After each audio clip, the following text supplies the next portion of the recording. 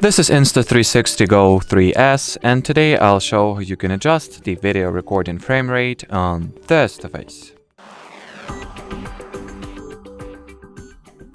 In the beginning, take your action pod, switch it on, and here swipe from the bottom of your screen upwards. On the right, you can see the frame rate selection. Keep in mind that if you'll switch to 4K, the maximum frame rate that is available to you is 30 FPS. So if you would like to increase it, reduce the resolution, and you will be also able to record in 50 frames per second now in the regular video recording mode. And as far as this video goes, that'll be it. So thanks for watching, and bye bye.